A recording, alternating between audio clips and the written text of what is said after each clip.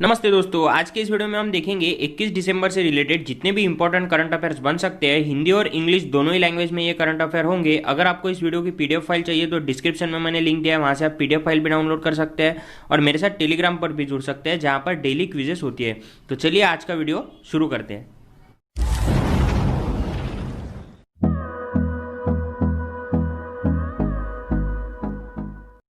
आज का वीडियो शुरू करने से पहले हम नजर डालेंगे जो 20 दिसंबर का होमवर्क का क्वेश्चन था वो क्या था। तो क्वेश्चन था Goa liberation day is observe on, यानी कि गोवा मुक्ति दिवस कब मनाया जाता है। तो इसके लिए जो ऑप्शन थे वो थे 1 दिसंबर, 19 दिसंबर, 16 दिसंबर और 18 दिसंबर। तो इस सवाल का जो सही जवाब है वो है 19 दिसंबर। आप में से कई लोगों ने इसका जवाब सही दिया था। उसके बाद में यहाँ पर हमें क्या दिख रहा है, 1 दिसंबर दिख रहा है। तो 1 दिसंबर को हम कौन सा दिवस मनाते हैं, तो 1 दिसंबर को हम मनाते हैं एड्स दिवस। अब एड्स की बात हुई है तो एड्स का लॉन्ग फॉर्म क्या होता है, तो वो होता है एक्वायर्ड इम्यूनो डिफिशियंसी सिंड्रोम। ये होता क्यों है, तो ये होता है HIV से। HIV यानी क्या होता है, तो HIV यानी होता है ह्यूमन इम्यूनो डिफिशियंसी वायरस। के बाद में सबसे महत्वपूर्ण सवाल कि इस साल 2020 में एड्स की थीम क्या थी, तो थीम थी global solidarity and share responsibility. उसके बाद में यहाँ पर हमें दिख रहा है 16 दिसंबर। तो 16 दिसंबर को एक दिवस मनाया जाता है जिसे क्या कहा जाता है, तो जिसे विजय दिवस कहा जाता है। अब इसे विजय दिवस क्यों कहा जाता है, तो 1971 में जो 3 दिसंबर से 16 दिसंबर तक भारत और पाकिस्तान के बीच वॉर हुआ था, उसका एंड जो है वो हुआ था 16 दिसंबर को। एंड क्यों हुआ था, तो जो 93,000 सैनिक थे पाकिस्तान के, उन्होंने सरेंडर कर दिया था भारतीय सैनिकों के सामने। इसके लिए 3 दिसंबर से 16 दिसंबर तक ये वॉर चली थी, यानी कि 13 दिन ये वॉर चली थी और 16 दिसंबर को इसका समापन हो गया था। इसके लिए 16 दिसंबर को जो है वो विजय दिवस मनाया जाता है। और 1971 में ये हुआ था, इसीलिए जो ईस्ट पाकिस्तान था यानी कि पूर्व पाकिस्तान था, उसे बांग्लादेश के रूप में सम्मानित किया गया था। यानी वहां से बांग्लादेश जो है वो अपना स्वतंत्र दिवस मनाने लग गया था 1971 से। तो इतनी जानकारी हमें इस ऑप्शन से मिलती है। उसके बाद में चलिए अब देखते हैं गोवा से रिलेटेड इंपॉर्टेंट फैक्ट्स। तो ये है गोवा लिबरेशन डे जो कि 19 दिसंबर को मनाया जाता है। अब ये मनाया क्यों जाता है, तो 1961 में जो भारतीय सैनिक थे यानी कि इंडियन आर्म फोर्सेस थे, उन्होंने पोर्तुगाल से जो है 4.5 साल के करीबन उनके रूल के बाद पोर्तुगाल से गोवा को जो है वो छीना था, यानी कि अपनाया था, उस पर विजय प्राप्त करी थी 450 साल के बाद। जो पोर्तुगाल है उनका भारत के कई राज्यों पर जो है वो ताबा था। कब से कब तक था, तो 1510 में पोर्तुगाल के पास भारत के कई राज्य थे, जैसे कि गोवा, दमन, दीव, दादर नगर हवेली, ऐसे कई राज्य थे। और 19वीं सेंचुरी में 1961 में गोवा को जो है वो भारत के जो आर्म फोर्सेस थे उन्होंने पोर्तुगाल के रूल से छीन लिया था और उस पर भारत की सत्ता हो गई थी। उसके बाद में अब यहाँ पर गोवा की बात हुई तो गोवा की जो कैपिटल है वो क्या है, तो वो है पणजी। गोवा के जो गवर्नर है वो कौन है, भगत सिंह कोश्यारी। और गोवा के जो चीफ मिनिस्टर है वो कौन है, प्रमोद सावंत। अब यहाँ पर भगत सिंह कोश्यारी की बात हुई है तो ये और कौन से राज्य के गवर्नर है, तो ये है महाराष्ट्र के गवर्नर। अब महाराष्ट्र की बात हुई है तो महाराष्ट्र के जो सीएम है वो है उद्धव ठाकरे। और महाराष्ट्र की स्थापना कब हुई थी, तो वो हुई थी 1 मई 1960 को। अब 1 मई 1960 की बात हुई है तो इस दिन और कौन से राज्य की स्थापना हुई है, तो वो है गुजरात। तो चलिए देखते हैं आज के करंट अफेयर्स। आज के करंट अफेयर में जो पहला सवाल है वो है Mohammad Amir announces retirement from all forms of cricket, he is from which country. Mohammad Amir ने क्रिकेट के सभी प्रारूपों से सेवानिवृत्ति की घोषणा की है, वह किस देश से है। तो इसके लिए जो ऑप्शन है वह है इंग्लैंड, पाकिस्तान, बांग्लादेश और अफगानिस्तान। तो इस सवाल का जो सही जवाब है वह है पाकिस्तान। अब यहाँ पर पाकिस्तान की बात हुई है और मोहम्मद आमिर की बात हुई, तो चलिए देखते हैं दोनों से रिलेटेड इंपॉर्टेंट फैक्ट्स। ये है मोहम्मद आमिर जो कि लेफ्ट आर्म पेस बॉलर है पाकिस्तान के, जिन्होंने काफ़ी अच्छी गेंदबाजी भी की थी चैंपियंस ट्रॉफी में। उसके बाद में अब इन्होंने रिटायरमेंट क्यों करी है, क्योंकि इनकी जो उम्र है वो इतनी नहीं हुई है, फिर भी इन्होंने रिटायरमेंट क्यों करी है। तो इन्होंने जो हवाला दिया है यानी कि इन्होंने जो रीज़न दिया है वो ये दिया है कि इन्हें मेंटल टॉर्चर करा गया है मैनेजमेंट के तरफ से, इसके लिए इन्होंने जो है वो रिटायरमेंट लिया है, ऐसा उन्होंने कहा है। उसके बाद में ये लेफ्ट आर्म पेस बॉलर है और 2009 में इन्होंने इनका डेब्यू किया था। उसके बाद में अब पाकिस्तान की बात हुई है कहीं ना कहीं, तो चलिए देखते हैं पाकिस्तान से रिलेटेड इंपॉर्टेंट फैक्ट्स। पाकिस्तान से रिलेटेड इंपॉर्टेंट फैक्ट मैं आपको बताऊंगा, लेकिन एक इंपॉर्टेंट करंट अफेयर की बात मैं आपको बता देता हूँ कि जो पाकिस्तान के 15वें प्राइम मिनिस्टर थे जिनका नाम क्या था, तो उनका नाम था जफरुल्लाह खान जमाली। उनका हाल ही में निधन हो गया था। और वो कौन से क्रमांक के प्राइम मिनिस्टर थे, तो वो 15वें क्रमांक के प्राइम मिनिस्टर थे पाकिस्तान के। अब कब से कब तक थे, तो जफरुल्लाह खान जमाली जो थे वो 2002 से 2004 तक पाकिस्तान के प्राइम मिनिस्टर थे। और कितने दिन के लिए थे, तो वो थे 1 साल 7 महीने 3 दिन के लिए। और सबसे महत्वपूर्ण बात कि वो पहले ऐसे पॉलिटिशियन थे जो कि बलूचिस्तान से बिलोंग करते थे और वो प्राइम मिनिस्टर बने थे पाकिस्तान के। उसके बाद में चलिए देखते हैं पाकिस्तान से रिलेटेड इंपॉर्टेंट फैक्ट्स। ये है पाकिस्तान। पाकिस्तान से जो भारत के राज्य है जिनकी सीमा लगती थी वो थे गुजरात, राजस्थान, पंजाब और जम्मू कश्मीर। लेकिन जब से यूनियन टेरिटरी बने हैं जम्मू कश्मीर और लद्दाख, ये कब बने हैं? तो ये बने 31 अक्टूबर 2019 को। तो अब सिर्फ 3 राज्यों की सीमा लगती है। वो 3 राज्य कौन से हैं? तो वो है गुजरात, राजस्थान और पंजाब, और 2 यूनियन टेरिटरी यानी कि जम्मू कश्मीर और लद्दाख। तो ऐसा हमें याद रखना है। उसके बाद में जो पाकिस्तान की कैपिटल है वो है इस्लामाबाद। पाकिस्तान की जो करेंसी है वो है पाकिस्तानी रुपी। वहाँ के जो पीएम है यानी कि प्राइम मिनिस्टर है वो है इमरान खान। वहाँ के जो प्रेसिडेंट है वो है आरिफ अलवी। और जब भी पाकिस्तान की बात होती है तो एक बात मैं हमेशा आपको बताता हूँ, वो है मलाला यूसुफजई की, क्योंकि मलाला यूसुफजई है वो यंगेस्ट नोबेल प्राइज विनर है पीस के क्षेत्र में यानी कि शांति के क्षेत्र में 2014 में। ये काफ़ी इंपॉर्टेंट है, इसलिए मैं आपको हर बार बताता हूँ। तो इतनी जानकारी हमें इस सवाल से मिलती है।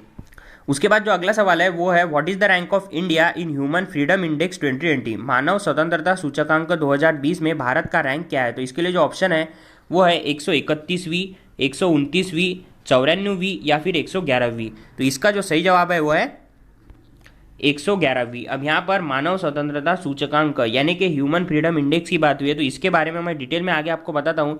लेकिन यहाँ पर हमें 94 दिख रहा है। तो 94 जो है ये भारत की 2019 में रैंक थी ह्यूमन फ्रीडम इंडेक्स की। उसके बाद में 131 दिख रहा है। तो 131 क्या है? तो हाल ही में जो मानव विकास सूचकांक यानी कि जो ह्यूमन डेवलपमेंट इंडेक्स है उसकी रैंक जारी करी गई है। तो उसमें भारत की जो रैंक है वो क्या आई है? 131वीं आई है। उसके बाद में चलिए देखते हैं मानव स्वतंत्रता सूचकांक से रिलेटेड इंपॉर्टेंट फैक्ट्स।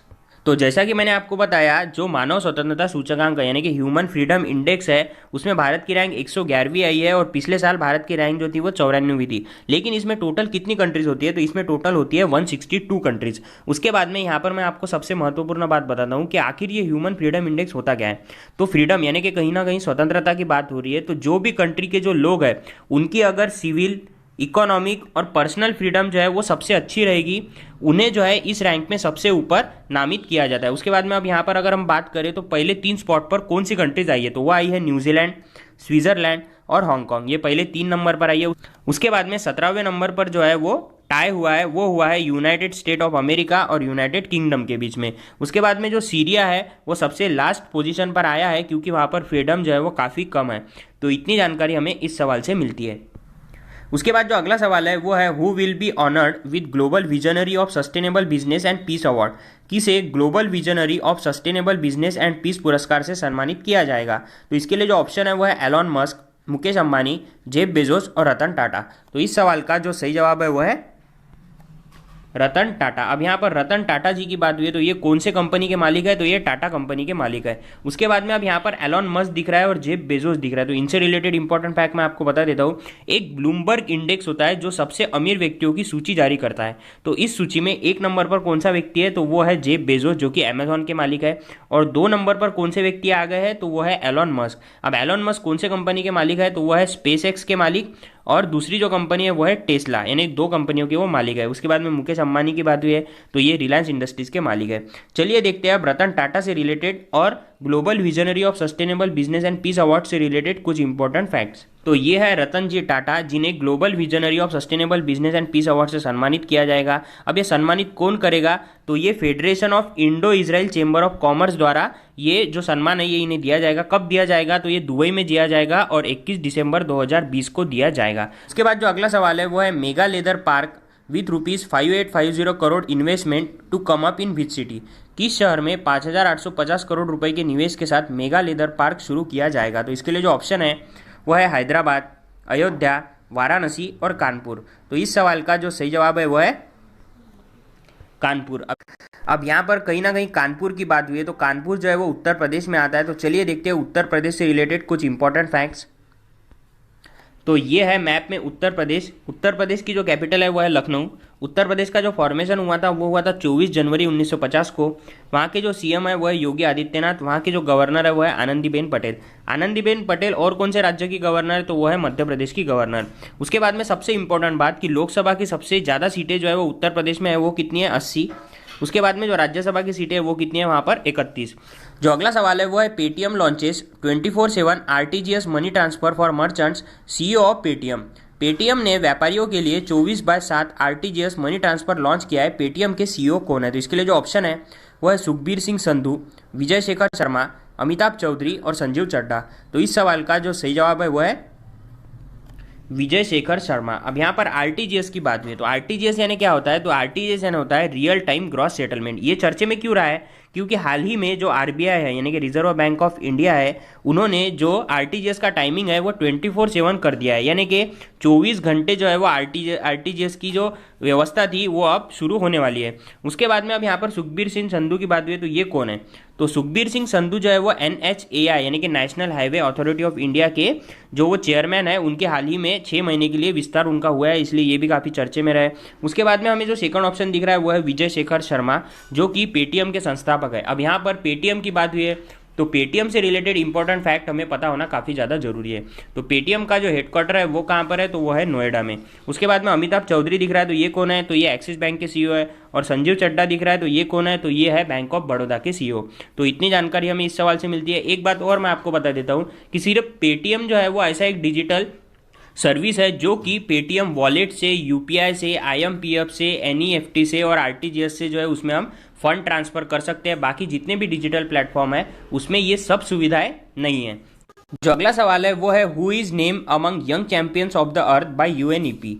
यूएनईपी द्वारा young champions of the earth के नाम से किसे नामित किया गया है, तो इसके लिए जो ऑप्शन है वो है विद्युत मोहन, अंकिता रैना, लिएंडर पेस और गीतांजलि राव। तो इस सवाल का जो सही जवाब है वो है विद्युत मोहन। अब यहाँ पर किसकी बात हुई है, तो यहाँ पर हुई है यूएनईपी की बात। तो यूएनईपी यानी क्या होता है, तो यूएनईपी यानी होता है United Nation Environmental programme. Young champions of the Earth का इन्हें पुरस्कार दिया गया है, लेकिन ये दिया क्यों गया है, तो ये जो है ये एक पेशे से एक इंजीनियर है जो कि को फाउंडर है टकाचार के। अब इन्हें ये पुरस्कार इसलिए दिया गया है क्योंकि उन्होंने सोशल एंटरप्राइज यानी कि जो सोशल क्षेत्र है उसमें काफ़ी अच्छा काम किया है। अब काम क्या किया है, तो जो फार्मर्स होते हैं वो जो उनका खेत होता है उसमें जो वेस्ट होता है उसे जलाते हैं, जिसके वजह से प्रदूषण भी होता है। तो इन्होंने ये काम किया है कि जो वेस्ट फार्मर्स अपने खेत में जलाते हैं उसका यूज करके उससे कैसे केमिकली अपन कुछ नया खत बना सकते हैं या कोई भी अच्छी चीज़ बना सकते हैं, इसका काम इन्होंने किया है। इसके लिए इन्हें ये अवार्ड दिया गया है। अब जो टोटल 7 विनर्स है वो 7 विनर्स में से एक विनर जो है वो है विद्युत मोहन। उसके बाद में यहाँ पर अंकिता रैना दिख रहा है, तो इन्होंने हाल ही में आईटीएफ चैंपियनशिप जीती है, यानी कि आईटीएफ का यानी कि जो इंटरनेशनल टेनिस फेडरेशन है उसका डबल्स का मुकाबला हुआ था, उसमें इन्होंने फाइनल जीती है। उसके बाद में जो लिएंडर पेस है वो टेनिस से संबंधित है। और गीतांजलि राव जो है वो काफ़ी चर्चे में रही है, क्यों रही है, तो इन्हें times kid of the year से इन्हें सम्मानित किया गया है। और ये एकमेवा ऐसी लड़की है या फिर एकमेवा ऐसा किड है जिसे टाइम्स ने इस साल किड ऑफ द ईयर के रूप में सम्मानित किया है। अब इन्होंने किया क्या है, तो इन्होंने साइबर बुलिंग के खिलाफ एक ऐप बनाया है जिसके लिए इन्हें सम्मानित किया गया है। तो इतनी जानकारी हमें इस सवाल से मिलती है। उसके बाद में जो अगला सवाल है वो है badminton player Fu Kune ban for 2 years by CAS, she is from which country. Badminton खिलाड़ी फू कुने को CAS ने 2 साल के लिए प्रतिबंधित कर दिया है, वह किस देश से है, तो इसके लिए जो ऑप्शन है वो है फ्रांस, मॉरिशियस, स्विट्जरलैंड और नॉर्वे। तो इस सवाल का जो सही जवाब है वो है मॉरिशियस। अब यहाँ पर CAS की बात हुई, तो CAS यानी क्या होता है, तो CAS यानी होता है code of arbitration for sport, यानी कि अगर हम कोई भी एंटी डोपिंग का वायोलेशन करते हैं तो ये जो कोर्ट है ये सजा सुनाता है। अब इन्हें 2 साल की सजा सुनाई गई है और ये कौन से देश से बिलोंग करती है, तो ये बिलोंग करती है मॉरिशियस से। अब मॉरिशियस की बात हुई है, तो मॉरिशियस की जो कैपिटल है वो क्या है, वो है पोर्ट लुइस, और वहाँ की जो करेंसी है वो है मॉरिशियन रूपी। उसके बाद जो अगला सवाल है वो है Pandit Deendayal Upadhyay telecom skill excellence award announce who is telecom minister of India. Pandit Deendayal Upadhyay दूरसंचार कौशल उत्कृष्टता पुरस्कारों की घोषणा करी गई है, भारत का दूरसंचार मंत्री कौन है, तो इसके लिए जो ऑप्शन है वो है मुख्तार अब्बास नकवी, नरेंद्र सिंह तोमर, रविशंकर प्रसाद और प्रकाश जावड़ेकर। तो इस सवाल का जो सही जवाब है वो है रविशंकर प्रसाद। रविशंकर प्रसाद जो है वो भारत के टेलीकॉम मिनिस्टर है और भारत के कानून मंत्री भी वही है। उसके बाद में अब यहाँ पर कहीं ना कहीं Deendayal Upadhyay telecom skill excellence award की बात हुई है। तो इस साल ये जो स्किल एक्सेलेंट अवार्ड है ये दिया किसे गया है, तो ये 2 व्यक्तियों को दिया गया है। तो जो पहले व्यक्ति है उनका क्या नाम है, तो उनका नाम है श्रीनिवास करनारम। अब इन्होंने क्या किया है, तो ये बेंगलुरु से बिलोंग करते हैं। इन्होंने एक cost effective customise technical solution निकाला है इसीलिए इन्हें 50,000 का जो पहला पुरस्कार है वो दिया गया है। उसके बाद में जो दूसरा पुरस्कार है वो सुब्रत कर को दिया गया है, जो कि न्यू दिल्ली से बिलोंग करते हैं और जो ट्रेन में एनिमल के कोलिजन होते हैं उसे अवॉइड करने के लिए उस क्षेत्र में इन्होंने कुछ ना कुछ काम किया है, इसलिए इन्हें ये पुरस्कार दिया गया है। उसके बाद में अब यहाँ पर मुख्तार अब्बास नकवी दिख रहा है, नरेंद्र सिंह तोमर दिख रहा है और प्रकाश जावड़ेकर दिख रहा है। तो चलिए देखते हैं ये भारत के कौन से डिपार्टमेंट के मिनिस्टर है। तो ये है प्रकाश जावड़ेकर, जो कि भारत के लॉ एंड जस्टिस और इलेक्ट्रॉनिक्स और टेलीकम्युनिकेशन मिनिस्टर है। उसके बाद में ये है प्रकाश जावड़ेकर, जो कि भारत के इन्वायरमेंट, क्लाइमेट चेंज और इन्फॉर्मेशन और ब्रॉडकास्टिंग के मिनिस्टर है। उसके बाद में ये दिख रहे हैं हमें नरेंद्र सिंह तोमर, जो कि अभी हाल ही में काफ़ी चर्चे में भी रहे हैं क्योंकि ये एग्रीकल्चर और फार्मर मिनिस्टर है। उसके बाद में जो उसमें अगला नाम था वो था मुख्तार अब्बास नकवी का, जो कि मिनिस्ट्री है माइनॉरिटी अफेयर्स की, वो उनके अंडर आती है। तो जो अगला सवाल है वो है international human solidarity day is observe on, यानी कि अंतर्राष्ट्रीय मानव एकता दिवस कब मनाया जाता है। तो इसके लिए जो ऑप्शन है वो है 20 दिसंबर, 11 दिसंबर, 16 दिसंबर और 18 दिसंबर। तो इस सवाल का जो सही जवाब है वो है 20 दिसंबर। अब यहाँ पर अंतर्राष्ट्रीय मानव एकता दिवस यानी कि ह्यूमन सॉलिडेरिटी डे की बात हुई है, तो ये यूनाइटेड नेशन ने मनाना कब से शुरू किया था, तो ये उन्होंने मनाना शुरू किया था 2005 से। उसके बाद में 16 दिसंबर के बारे में मैंने आपको बताया है कि विजय दिवस इस दिन मनाया जाता है। उसके बाद में चलिए देखते हैं अगला सवाल क्या है।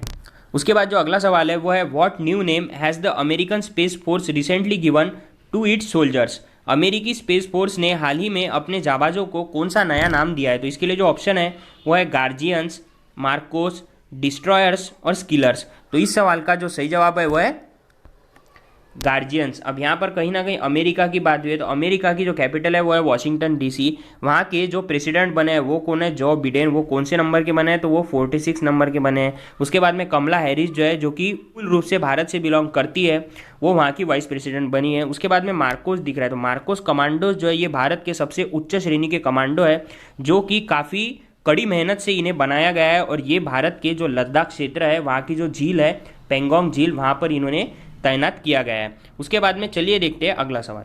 जो आज का होमवर्क का क्वेश्चन है वो है which Bollywood star has been appointed as the brand ambassador of Dabur Chyawanprash by Dabur India limited.